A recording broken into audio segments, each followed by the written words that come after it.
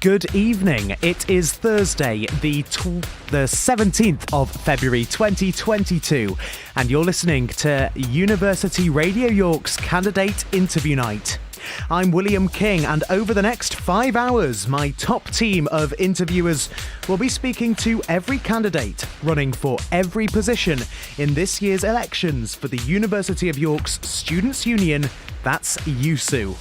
That means people standing for the Big Five, the sabbatical officer roles, as well as all of the part-time officers and non-officer positions. And the people you hear on air tonight are being supported by a wonderful team of producers, engineers and runners who we definitely could not be broadcasting without.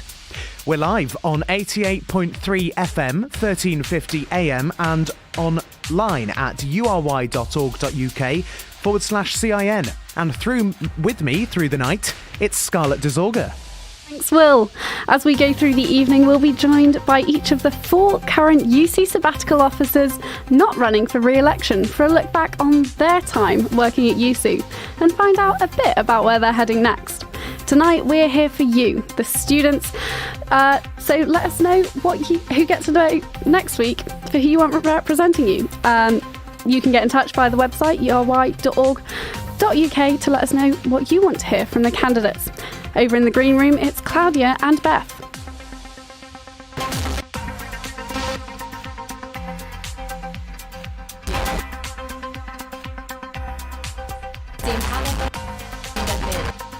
Also be joined and keeping up with reactions there.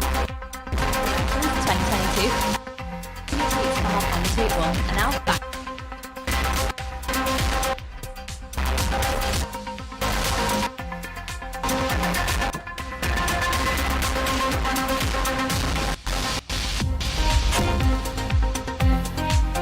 It is URY's Candidate Interview Night 2022. We're so glad you could make it. Please stay with us. We're here from 7 p.m. until midnight. Everything's ready, the interviewers are in position, and the questions are written. It's time to find out the answers. So, join us for Candidate Interview Night 2022.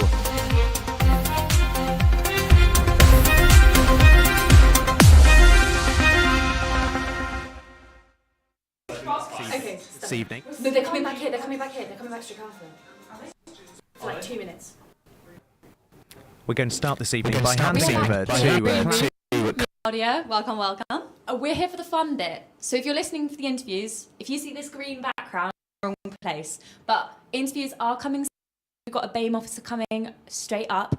But again, we promoted in that intro. We have a tweet wall.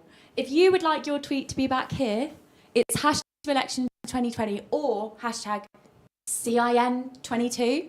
You know, you've got the head of marketing here, and the former head of double whammy. Marketing central over here in the green room. But we will be playing some games, talking to some candidates, as we said. Hopefully they're not as as they are in the interview. We're both interviewing as well. Yeah, not that intimidating. I don't think we are, right? We could be the faces. Yeah. But yeah. Anyway, I think we have our first interview not too long. Ooh. So we will hopefully get this all started with Candidate Interview Night. Or we are not started yet. Right.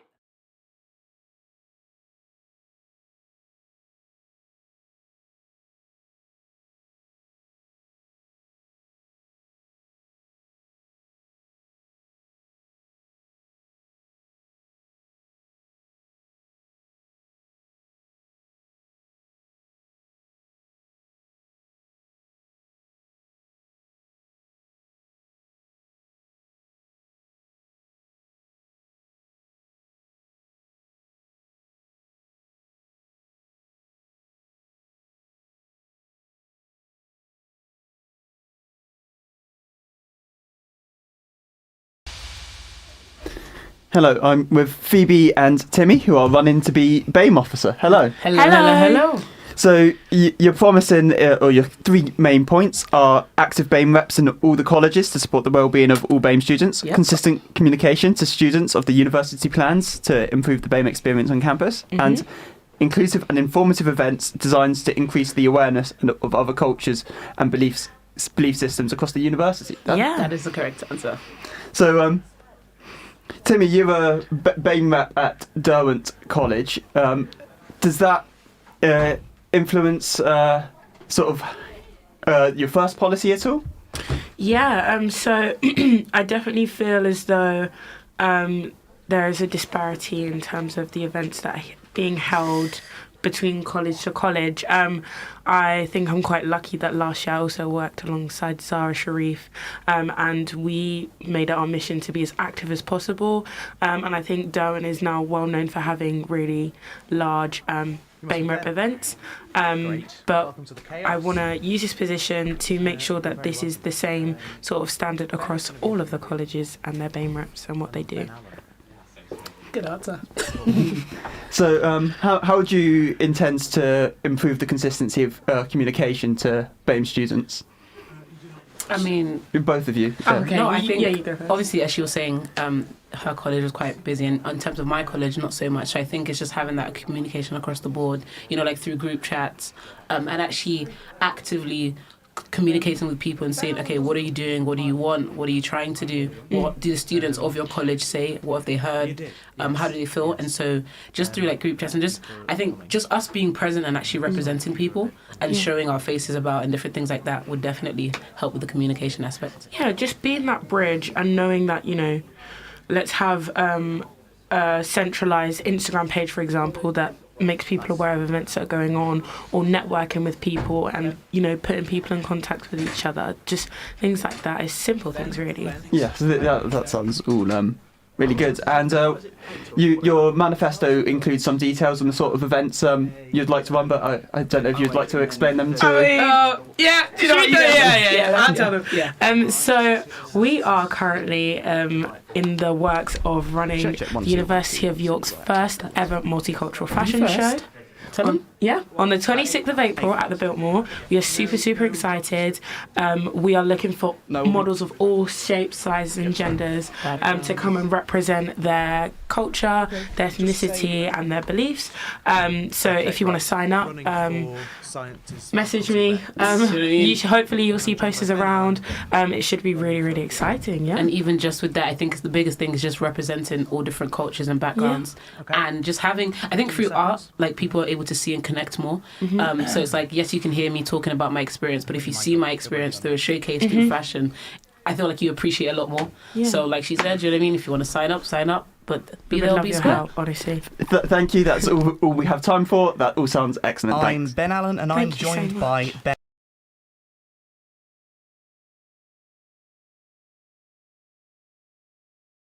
Departmental reps to better the student experience academically. Ben, in your manifesto, you talk about a variety of different things, but one of your key focus points is to boost the number of course reps in the faculty. Why do you think this is important? So in my department at the moment, we don't have enough course reps for each of the years of the different programmes. So I feel that student course reps are the best way to get the student voice of the whole cohort heard and actioned. So I feel that if we get more course reps for every course in the entire faculty, that's the best way to harness the student voice and action on it. Interesting. Okay, so I was speaking to a course rep within the sciences faculty who was saying that they've been a course rep for 2 years, but they found it hard to affect change on a departmental level. Modules that have been complained about for several years have had really no change. So with the last 2 years' worth of sciences faculty reps outgoing, what do you think you can do differently that will help affect change on an actual course level? I think the first thing to do is to communicate really clearly and effectively with the department reps to see what their course reps are doing and what their issues are experienced and how they're dealing with them sort of in-house within their departments, and then to learn through the department reps how the course reps best need to be supported and work closely with them. Fair enough, thank you. You also talk about standardising individual assessment feedback for exams. Why is it important that everything is standardised rather than, say, potentially being able to optimise things towards certain degrees? I think what I meant by that was in my department, the Department of Health Sciences, it's been heard quite a lot from different students that individual exam feedback doesn't exist, so exams just get cohort feedback, which students don't find effective. In one of USU's ALT meetings, I then discussed with different department reps to see what the experience of students was in their departments. And the amount of feedback or the type of feedback harnessed in exams varied amongst departments. So I think that hearing, standardising that assessment across the whole faculty is really important so that all students get the same quality of feedback for their assessments. Okay, so focusing on quality mainly. You also talk about the fact that you want to improve and balance inclusivity within the faculty to allow all department students to have equal opportunity to be fully involved in university life. Could you expand on that, possibly? Yeah, so in my department, the Department of Health Sciences, it's quite a common experience by student nurses, student midwives, but we don't have the same student experience as other students within the rest of the university. For example, we're on placement a lot, so we can't engage in certain social activities, that sort of thing. And I really want to use the faculty rep role to hear the voices of all students in the faculty and see if that's an experience held by different students, not just in my department, and sort of action on that to create a more inclusive environment where all students in the faculty can engage in social things and other academic things. For example, perhaps liaising with USU and societies to put on more than one event. So repeat the same event so that students have more opportunity to go to things. Fair enough. Interesting. Thank you. And finally, with about 20 seconds left on the clock, you're running in a highly contested race. What do you think helps you stand apart from your other compatriots running? I think the thing that I have, my best quality is hearing different people's voices and working with people collaboratively. Fair enough. So all about collaboration and expanding voices. Thank you very much for your time. Thank you so much. Thank you for joining us. We now need to go over to Studio Blue for our next interview.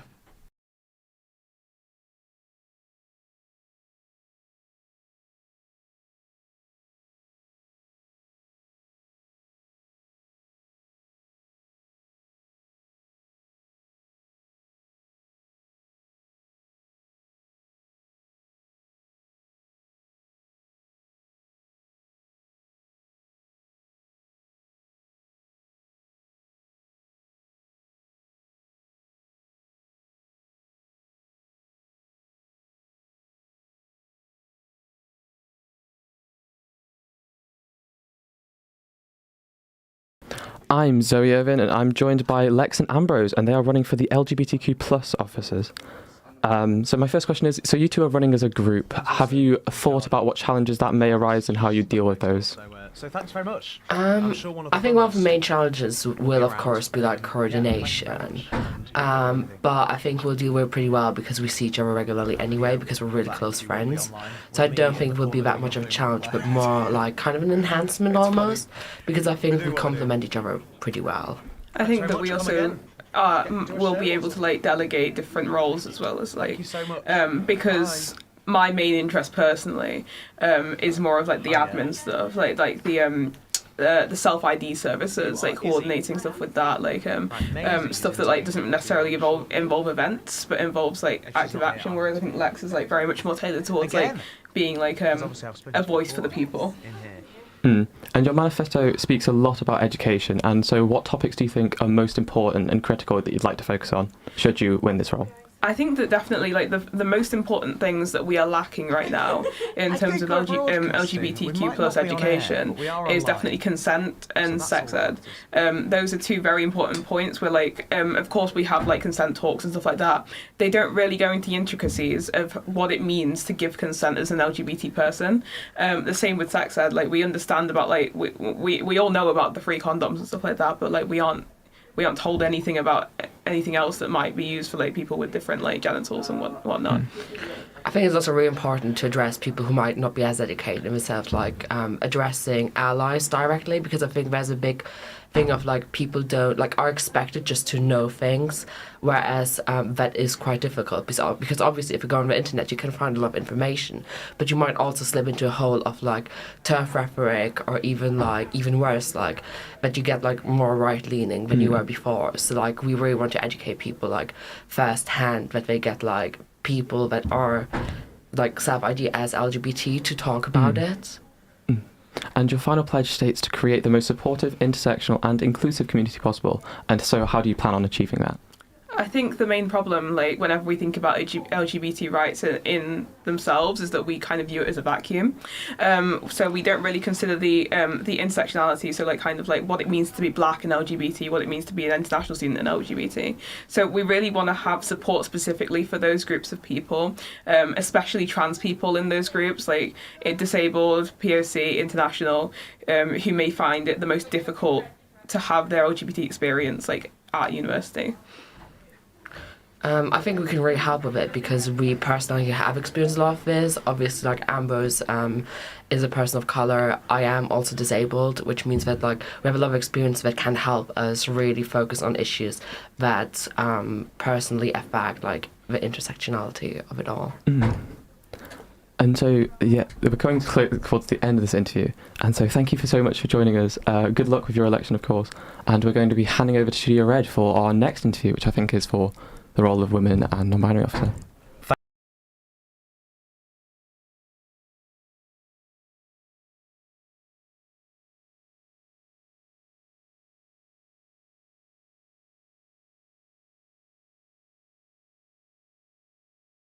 So as kind of my manifesto highlights, I'm kind of focusing a lot on the experiences of women and non-binary students not being conflated. I think it's really important that we don't just lump the two groups together. So that's kind of what my main goal is as women and non-binary officer. My main way that I'm kind of hoping to do that is by changing the name of the network, even though that is something that we've kind of had for a very long time. I think it would be really interesting to see the reaction to like changing the network from women and non-binary to something like gender liberation or gender unification or something along those lines that would ensure that all students are covered but not grouped together as much as they are now, I think. Yeah. And what makes you the best person to do this? I mean, other than the fact that I am the only one running, I think my experience as a non-binary student has kind of shaped me to be the best for the role. It's been a very kind of quick turnaround for me. This time a year ago, I did identify fully as cisgender, and now I use they, them pronouns, and I kind of recognise that it can be that quick. It can just kind of change very fast for people, and I want to be there as a support for everyone if they're going through difficulty. So that's kind of why I think I'm going to be the best for the role. Yeah, that's really lovely to hear. And I was reading your manifesto earlier, and you discussed about making York nightlife and student nightlife safer.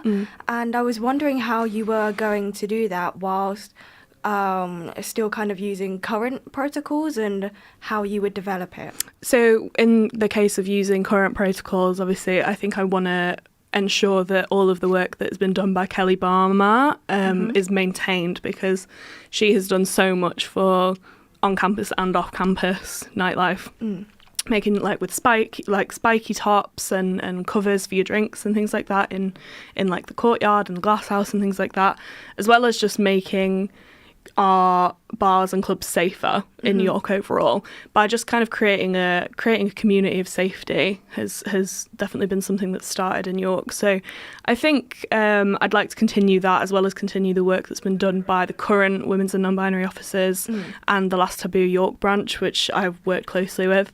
So just maintaining the work that we've all done and carrying it on into the next year.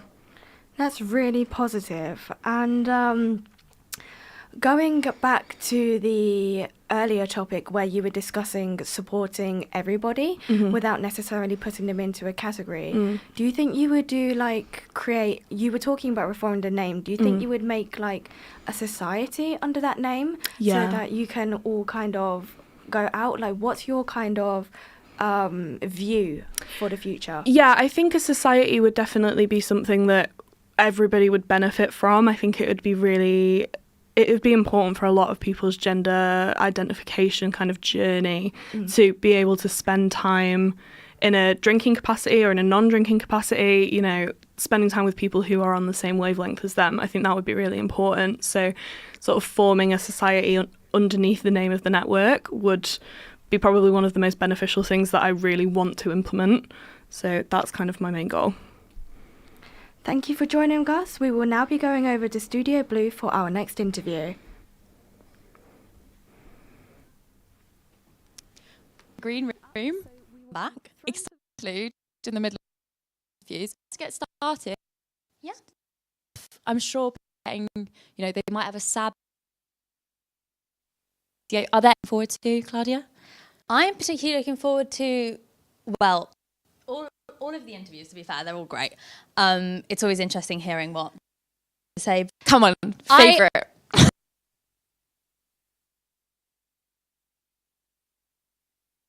Favourite year, how their year went, what they're thinking, because they haven't had an easy year. I like an exit interview, to be fair. Yeah. When they're not going again and you get to, a bit later, they kind of like to be a bit more laid back, a bit more chill, kind of exciting.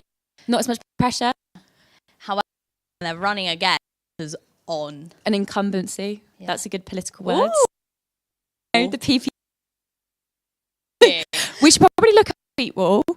Disappointed, to be honest, with the viewers. There's not as much content as we've got. Some eyes. I have faith in you guys. You can do better than this. Hashtag USU elections 2022 at RY1350 time. Eyes emoji, eyes emoji, eyes emoji. Oh, lovely. Some great content and emoji. I'd like to see a bit more creativity, to be honest. Yes, with emojis. Feel free to send in GIFs. Yep, some wild GIFs. Go a bit 2012 with it. Ooh. Make those memes with like text. Yes. Kind of like looking over like a face of someone from like Lord of the Rings. Oh, okay. I think it might be a reference. I haven't seen it. Very 2012. Just aged myself. I am third year, not PhD. Sorry, sure? guys. Feeling a bit old. Oh, we've got tweets. The stress in this office is high. Obviously, people are stressed. Yes. It's actually from URY rather than candidates. So, that's all right. URY 1350, elections 2020, bricking myself for this. That's Dan Black, who's running for activities officer. Obviously, more nervous. We did say nervous candidate. Yeah? I'd be nervous. Who would be the interviewer you'd be most nervous to go against? Either URY or otherwise. Oh. Probably you. Me? Yeah. Yeah. Right. I reckon you'd hold up a good debate. Yeah. PPE, come on. Yeah, there's lots of PPE students, though. We are URY. Very true. I think Matt Will Perkins. Oh, yeah, Matt. Intimidating. Paxman-esque. Yep, to be fair. Basically, we've just gone for head of news and sports. Yeah. Former and current. Boring selections. Actually, who would you be most scared to go against? I think our station manager, Alice. She is behind the camera, so I'm scared of her.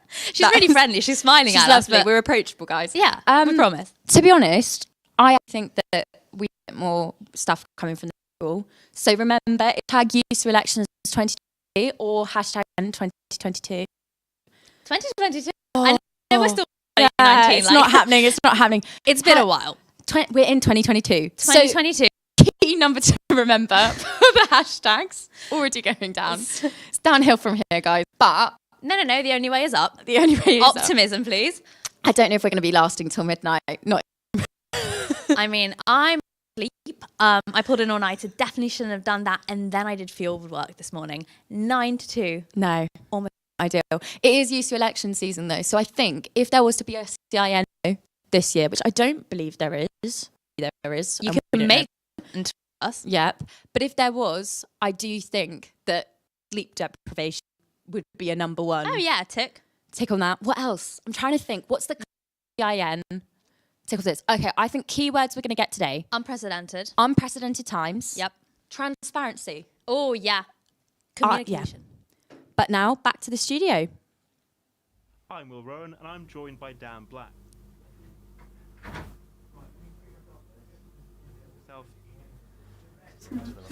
So my name is Dan Black. I am running because I'm aware of the university's shortfalls with the people that require additional needs. Basically, my experience is I'm current Goodrick disability officer. Excellent, thank you for that. I'm sure you're aware that the previous disabled students officers resigned only just last month, noting several reasons for their resignation. Have those comments influenced your manifesto and your thinking in running for this position? They haven't necessarily influenced my manifesto. I've always had the idea that I don't want to be a background character. I need to be the main character in this whole. I don't want to just be a show person. I need to portray myself as the person to go for to change things. I don't want to just be someone at the side of the campaign. I noticed that in your slogan you say, let's take the dis out of disability. I'm kind of aware that to some that might frame disability in a slightly negative light. Yeah. Could you just explain your thinking behind the slogan? My thinking behind that. So there's a kind of wholesome story to behind this.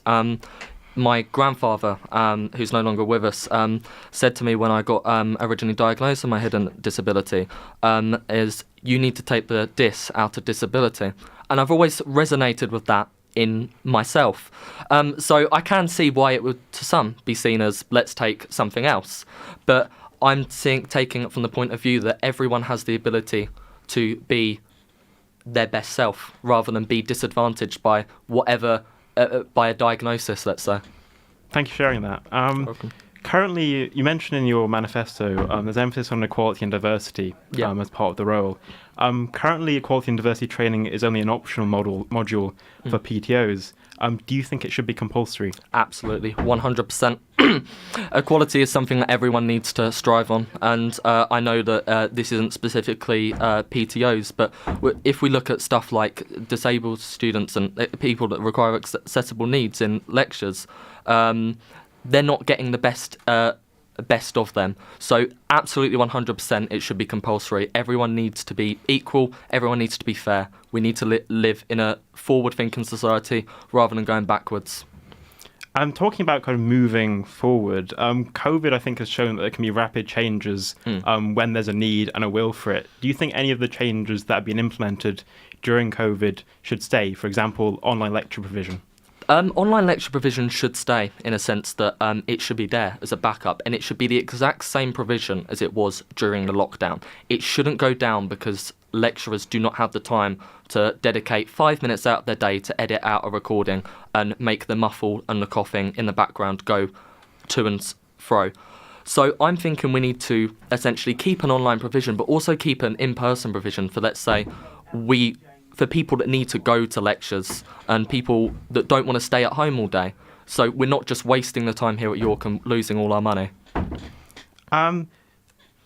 Have your experiences at university, would you say, influenced your manifesto? Absolutely, 100%. I'm lucky enough to live with some of the best people that I've ever met, and myself and them require additional leads within our lectures. And my number one point was about the discrimination we faced and lecturers not fulfilling our student support plans, and realising there's only 7 out of 300 room booking spaces for disabled students. Thank you for joining us. We now go over to Studio Blue for our next interview.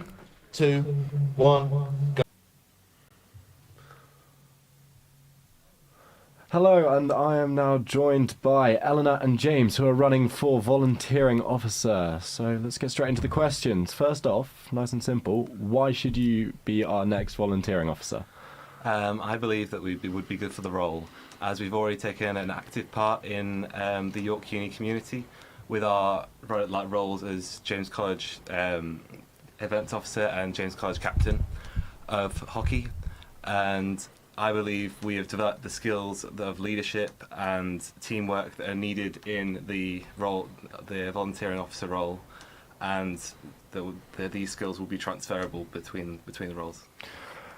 And what would you do that sort of would differ from what the current volunteering officer is doing at the moment? So we think our main thing is making volunteering more accessible to everyone, so they understand exactly what you have to do, what's on offer. Because at the minute, it feels like there's a few opportunities, but they're not very well advertised. And I feel like our main thing is just to make them more out there, so more people can join in. Yes, you mentioned about advertising in your manifesto. How in particular would you go about sort of pushing out the message? We believe we'd update the uni website, the UC website, to include more details about how actually you do the role and what time you'd be needed for these sort of things. Also, we'd make sure the Instagram is kept up to date with all the roles, and hopefully have some takeovers of Instagram takeovers of the actual volunteering roles, so that they'd be able to get their message across of why they're good to volunteer for. We would also try some physical campaigning around the uni as well to spread the message out. Speaking of stuff around the uni, you talk about creating like campus-wide charity events, and just that sounds like a very sort of big deal. How would you go around setting up, sort of getting the funding for it? How would you go around it? I think that is something we'd have to sort of discover as we make like the volunteering committee, and I think we would use the college committees as well to sort of ask them, like the events officers previously, they probably have ideas as well to help out, just because a more uni-based thing would have a lot more participation rather than just separate groups. You talk about creating sort of wider opportunities when it comes to volunteering. What sort of routes would you go around to sort of create these wider opportunities, and what would they consist of, and what would they like provide to students?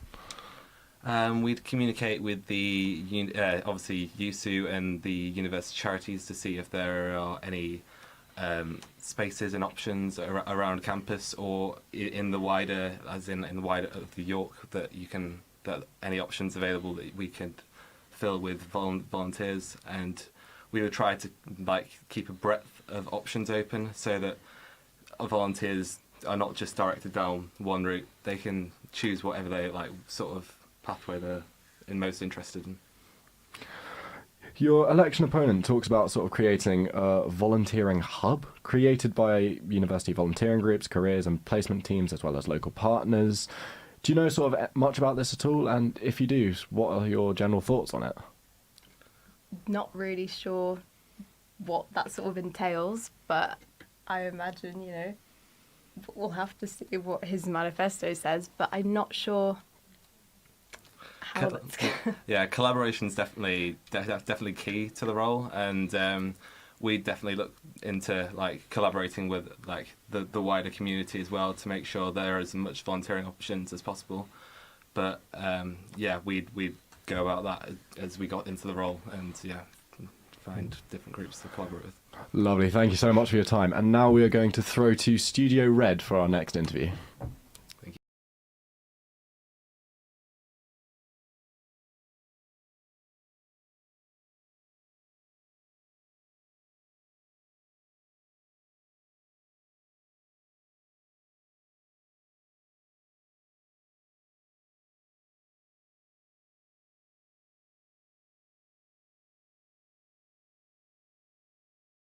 So thank you for tuning in. So, Matt, the academic officer obviously is a very topical role now to be going for, considering that we've got the strikes ongoing. In the election supplement, you mentioned that you've worked with the academic officer for 3 years. In what ways have you worked with the current academic officer? Well, firstly, thank you very much for having me. Academic rep, to say it's topical is, I'd say, understating it. But as far as my past experience goes, I was a departmental representative for sociology, criminology in first year. I worked very closely with Matt Johnstone then in the when he was over in the maths department, when he was a department rep. In second year, I ran to be faculty rep, but was unfortunately unsuccessful. So I became another department rep for the second time. Again, working with Matt Johnstone when he became academic officer over 2020. He's a brilliant guy. I almost consider him in some ways a mentor, because he's taught me so much about the role and how to go about collecting the best feedback possible from students. How do you think that Matt's how do you think he's handled the strikes? What would you have done differently were you in his role? I think that's a very difficult question, because the strikes are a very complicated issue. I know there's issues with the teachers' union and their pensions, and personally, having worked closely with Matt, now being a faculty rep, I can see that he has done pretty much everything he can to try and alleviate the strikes. I mean, most recently he's been doing this postcard endeavour where he sort of asks students to sign these cards, and they get sent to Charlie Jeffrey. You can voice any concerns you have, or support even for the unions as well. And having read some of those postcards, there is a strong mix. Right, let's move on to some of your manifesto points, Matt. So, Matt, you mentioned about a 24/7 study space for students, and obviously before the pandemic, the library was open 24/7. Why do you think there's been... why have you decided to put this in? Do you think there's a general frustration in the student community that the library is no longer accessible for 24 hours a day? And when you say study space, is that just the library, or would you like to open more areas which can be open for 24 hours a day? Absolutely, I'd love to open more areas. That's one of the key concepts of my manifesto, because as great as the library is at current, you still do have to book a lot of the spaces, which can be annoying. Having an open 24/7 study space for students who can go and study whenever they like, I feel would be far more accessible, and having it a bit more close and personal, I think would really help the student community. So now one of your second points you mentioned in the manifesto is implementing the equality, diversity and the inclusion strategy. And you may have seen that one of the main issues, one of the big stories at the moment is News's the former disability officers resigning.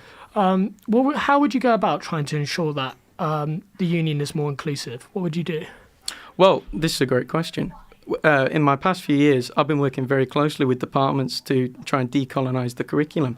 And a lot of the stuff that I've done translates really well into this strategy that the university are trying to do. And my key thing is, like, the university's doing a terrific job with it. I think they could just do it quicker and more efficiently.